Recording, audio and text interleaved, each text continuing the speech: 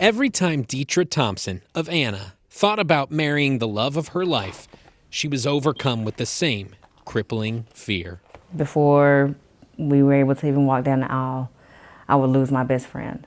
This is when it started, yes. Deetra met Daryl 22 years ago while working together at the Winn-Dixie in Arlington. It was just something special about him. But they were never more than friends and eventually lost touch. Yeah. Until Deetra was driving through the old neighborhood and saw Daryl from her car. She pulled over immediately. I did. After reconnecting, they started dating and things got pretty serious. They were planning to get married when Daryl found out he might never make it to the altar. Doctors told him his heart was failing. Without a transplant, he didn't have long to live. Before he left here, I was determined to marry my friend, my soulmate. Very determined. Unfortunately, every time they tried to plan a wedding, Daryl ended up back in the hospital. Tired of waiting, Deetra decided she couldn't be Daryl's fiancée any longer.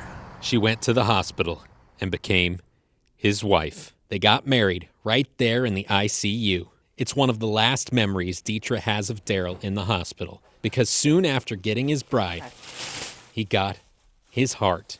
Today, Daryl is healthy and his heart couldn't be happier. How much do you love her?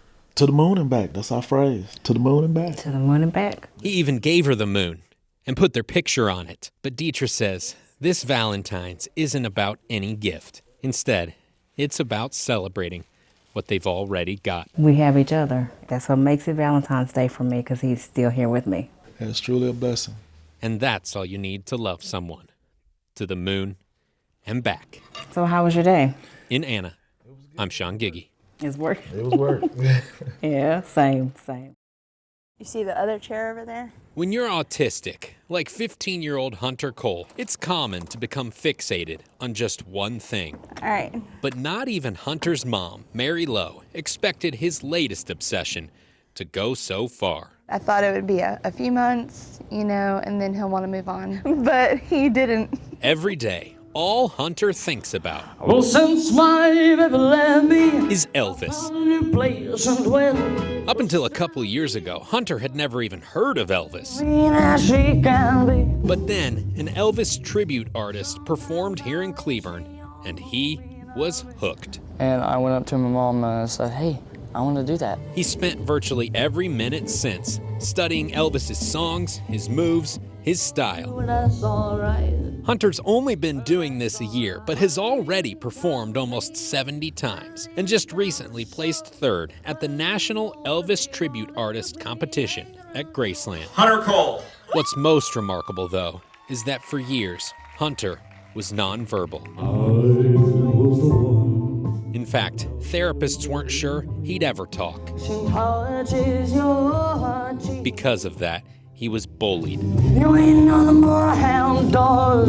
which really did damage to his self-esteem. You ain't nothing but a hound dog. But Mary says Elvis has brought out a whole new kid. He always felt inadequate and less than. And now he's just out there, in front of the public's eye. And I'm just thinking, I can't believe this is the same kid, I want somebody to know, just because they have autism, that they could do anything they want to do. Take it from the king. You ain't no friend of mine. And I'm In Cleburne, I'm Sean Giggy. What's for dinner tonight?